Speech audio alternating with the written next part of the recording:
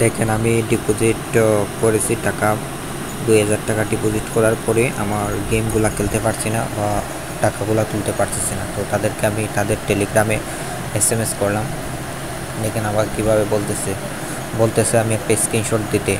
তো আমি আমার প্রোফাইলের একটা স্ক্রিনশট দিলাম তাদেরকে।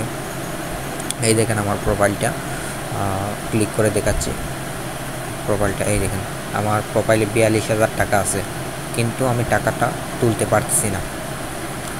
আমাকে 2000 টাকা ডিপোজিট করার পরও আমি তুলতে পারতেছি না। এখন আমি কি করব ভাবতেছি, তাদেরকে SMS করতেছি টাকাটা তোলার জন্য। তারা আমাকে কি বলতেছে দেখেন, আমার বিকাশ অ্যাকাউন্ট নাম্বারটি ভুল দেখাচ্ছে, তারপর আমার উইথড্রগুলো ফেল হচ্ছে। আমি কিন্তু সঠিক বিকাশ অ্যাকাউন্ট নাম্বার দিয়েছিলাম। আমি সেম 2টা আইডি খুলেছি, 2টাতেই সঠিক দিছি, কিন্তু তারা ইচ্ছা করে নাম্বারটা ভুল করে রেখে দিয়েছে। আপনি দেখবেন আপনার বিকাশ অ্যাকাউন্ট নাম্বার ভুল আছে, সঠিক দেওয়ার পরেও তারা ইচ্ছা করে এটা ভুল করে রেখে দেয়। এটা তাদের একটি ফাঁদ। আপনাকে আবার এটা সঠিক করার জন্য টাকা দিতে বলবে, তো আপনি কখনো টাকা দিবেন না। এই দেখেন আমার বিকাশ নাম্বারটি এখানে দেখতে পারবেন আপনি আপনার নাম্বারটি।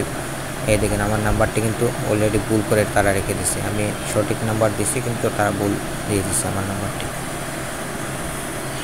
এই দেখেন এখন আমাকে VIP 2 বলতেছে। এইভাবে VIP 7 করতে হবে, না হলে পেমেন্ট দিবে না। তারপরও কিছু টাকা পেমেন্ট দিবে, লস হবে আপনার। তাই আপনি কখনো এভাবে